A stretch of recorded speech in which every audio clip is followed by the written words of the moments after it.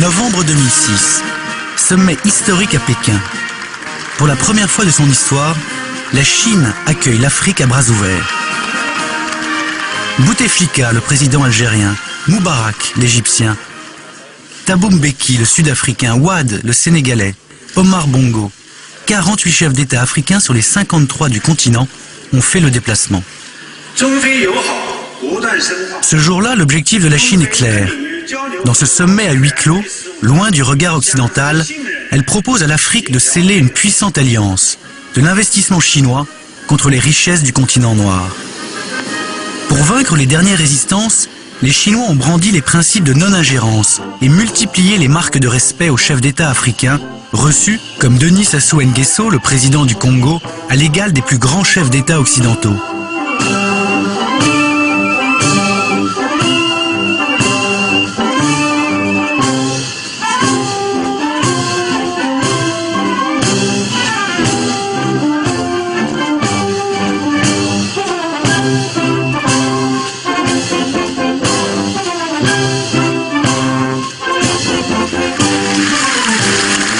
Ce sommet est une réussite totale. La Chine a promis d'investir 20 milliards de dollars en Afrique en 3 ans et a promis de faire passer le commerce bilatéral de 50 à 100 milliards de dollars avant 2010.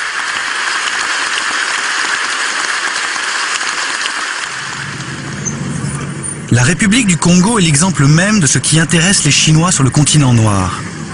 Détruit par les guerres civiles de 92 et 97, le pays et ses infrastructures sont à reconstruire.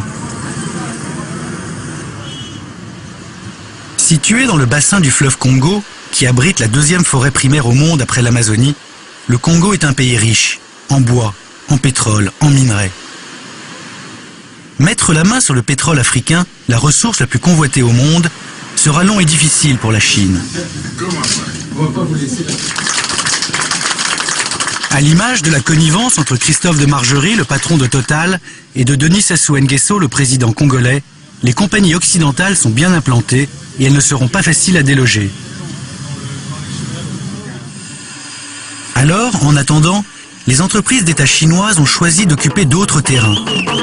Encouragées par les tournées africaines du Premier ministre Wen Jiabao, elles gagnent des centaines d'appels d'offres en Afrique.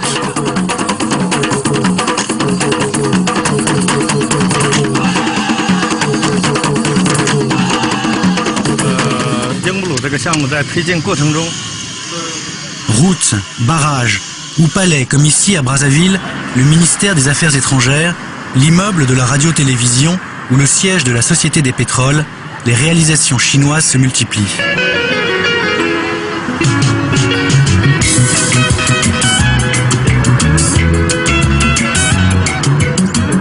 Claude Alphonse Nsilou est le ministre de l'Urbanisme et du Logement.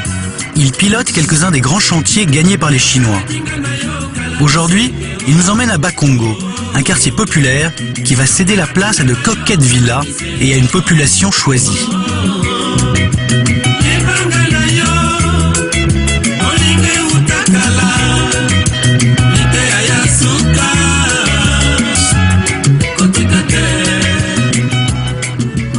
Vous allez bien? Ça va? Oh. Ça va? Vous aussi êtes là, oui, oui. Bonjour, ça va?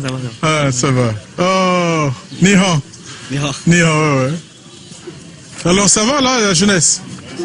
Ayao, ayao. Vous voyez, c'est des Congolais qui montent, hein, et avec un seul encadreur.